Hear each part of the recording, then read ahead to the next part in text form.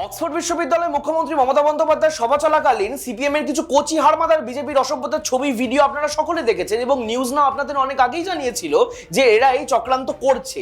এবার এই কচি হারমাদদের দলে শিং ভেঙে বাছুরায় ঢুকেছিলেন যিনি, সেই রজত শুভ্র ব্যানার্জির কথা একটু জেনে নিই।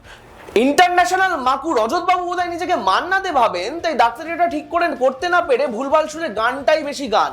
আগে থেকে মমতা বন্দ্যোপাধ্যায়ের অক্সফোর্ড সফর নিয়ে না গাত্রদাহ হচ্ছিল, কিন্তু সৌরভ গঙ্গোপাধ্যায় মুখ্যমন্ত্রীর সঙ্গী হওয়ায় তাকে হোয়াটসঅ্যাপে হুমকি দিচ্ছিলেন এই রজত শুভ্র, যে বিষয়ে পোস্ট করেছেন খোদ বিখ্যাত স্পোর্টস অর্গানাইজার শতদ্রু দত্ত। কিন্তু এই রজতের সব থেকে বড় কাণ্ড দেখুন, 2013 সালে একটি বাচ্চার ডেলিভারির সময় মাকে অ্যানাস্থেসিয়া দেওয়ার বদলে উনি হাত পা ছড়িয়ে ঘুমোচ্ছিলেন। সেই হাসপাতালের একজন মিডওয়াইফ জানিয়েছিলেন যে তিনি নিজের 14 বছরের কেরিয়ারে দেখেননি যে একজন অ্যানাস্থেসিস পেশেন্টকে ছেড়ে চলে যাচ্ছেন, এবং তারপরে রজত শুভ্রর বিরুদ্ধে বসে ডিসিপ্লিনারি তদন্ত। তাহলে বুঝুন আসলে এই মা ও মাকুড়াই বাংলার নাম বিদেশে গিয়ে কলুষিত করছে। আর এরকম আরো রিপোর্ট দেখতে চোখ রাখুন নিউজ নাও এর পর্দায়।